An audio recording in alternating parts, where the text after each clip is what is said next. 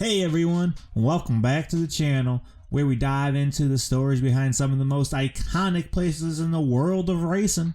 Today we're heading down south to Atlanta, Georgia to talk about a track that has seen it all, Atlanta Motor Speedway. Buckle up because we're about to take a trip through time, NASCAR style. Atlanta Motor Speedway, originally called Atlanta International Raceway, was built in 1960. The track was the brainchild of a guy named Bill France Sr., who, if you heard the name, was one of the masterminds behind NASCAR itself. The initial goal, to create a super fast, super modern racetrack that could handle more speed than most other tracks at the time. The track was designed as a 1.5 mile oval, and they were hoping it would become the next big thing in motorsports.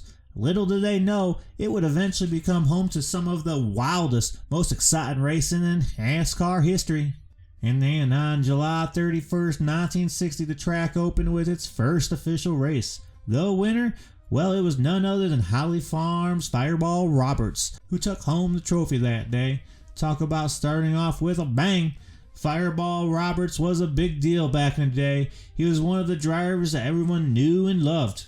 Fast forward to today, and Atlanta Motor Speedway has undergone some pretty major changes. Like a lot of things in life, the track has to evolve to stay relevant. In 1997, they made the decision to reconfigure the track, turn it into a quad oval instead of the original D shape.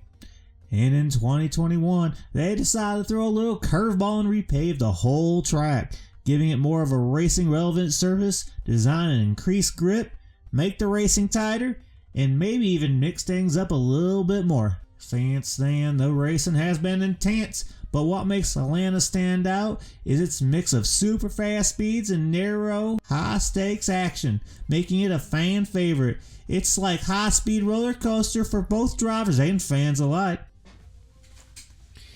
Now, over the years, certain drivers have really made Atlanta their playground. You got Dale Earnhardt, who has 9 wins here, and Jimmy Johnson, who dominated the track in the 2000s. I mean, those guys didn't just race here. They basically owned the joint. They were the type of drivers who made Atlanta feel like their second home. And let's not forget Dale Earnhardt Jr., who clinched victory here in 2002 and 2004. But you know what they say, what happens in Atlanta stays in Atlanta. Especially if you're lucky enough to be one of those legends. So, what's up for this weekend? Well, the Ambetter Hale 400 is happening this Sunday, and it's going to be another wild race. Fans are buzzing to see who will come out on top this time. As always, we've got some pretty heavy hitters to watch. Look out for Kyle Larson, who's been looking strong at the speedways recently. This guy knows how to turn left and go fast. And William Byron, don't sleep on him. He's had a great season so far, and it will surely be gunning for another victory here. And of course, there's Danny Hamlin. He's been solid all year long and has had a great run in Atlanta in the past. And let's not forget about Chase Elliott, the Georgia native himself. If there's anyone who wants to win at home, it's him. Expect the crowd to go wild if he's in the mix. And let's be real, with all the way these guys race, it's going to be full throttle, edge of your seat kind of day. Who's going to pull away with the win? You'll have to tune in to find out. Or, wait until the crash highlights are all over social media later. So that's a quick rundown of the history of Atlanta Motor Speedway. Its humble beginnings, its up and downs, and the drivers who made it legendary. Now the Ambetter Hale 400 is almost here, and trust me, it's going to be one to remember. Make sure to hit that like button, subscribe for more racing content, and let us know in the comments who are you picking for the win this weekend.